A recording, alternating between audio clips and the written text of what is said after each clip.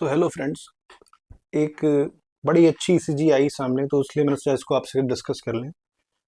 एक पेशेंट है 55 years old, जिसको चेस्ट में पेन है, आपके पास आता है और ये ईसीजी आपके सामने आती है। अब ईसीजी में आपको देखते ही साफ साफ कुछ चीज़ें दिख रही है कि सबसे पहले तो आपको दिख रहा है लीड V1 में एसटी सेगमेंट डिप्रेशन, V2 में, V3 में एसटी सेगमेंट डिप्रेशन। बट आप अगर देखें तो आपको लीड 2 में एसटी सेगमेंट एलिवेशन दिख रहा है, लीड एवीएफ में भी एसटी सेगमेंट एलिवेशन दिख रहा है। तो एक चीज तो क्लियर कट हो गई, क्योंकि इंफीरियर लीड्स हैं, आपको पता है 2, 3 और एवीएफ जो है ये इंफीरियर लीड्स होती है। इसमें इस क्लियर कट इस पेशेंट को इंफीरियर वॉल एमआई तो है ही, विदाउट एनी डाउट।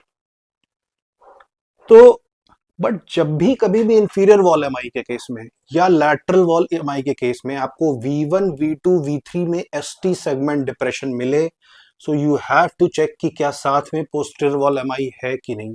मैं रिपीट कर रहा हूं, this is a very important point, कि जब भी इंफीरियर वॉल एमआई या लैटरल वॉल एमआई के केस में आपको V1, V2, V3 में एसटी सेगमेंट डिप्रेशन मिल रहा है, तो ऑलवेज चेक कि इसको पोस्टीरियर वॉल एमआई है कि नहीं।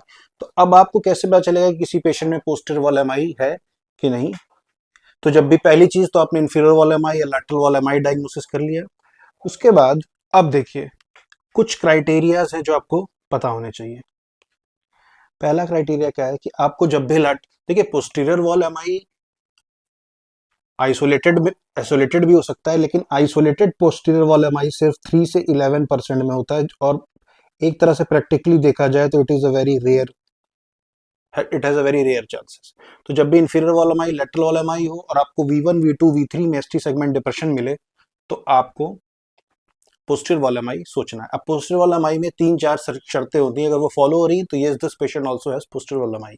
जैसे इस केस में आप देखें क्या होता है, लीड V1 है, लीड V2 है या V3 है, इसमें आपको एसटी सेगमेंट डिप्रेशन मिलेगा, पहली चीज। दूसरा पॉइंट आपको मिलेगा वो रिगार्डिंग आर वेव है। तो आर बाई एस का ratio will be more then in lead V2। मतलब आप आर की लेंथ निकालेंगे और एस वेव की लेंथ, और इन दोनों का जब रेशियो करेंगे तो मोर देन 1। जैसे अगर इस लीड में देखें तो आर जो है 1, 2, 3, 4, 5, 6, 7, 8 स्मॉल बॉक्स है, और एस क्या है 1, 2, 3, 4, यानी 8/4। तो ये आ गया 2, दैट इज मोर देन 1। तो R by S is more than 1।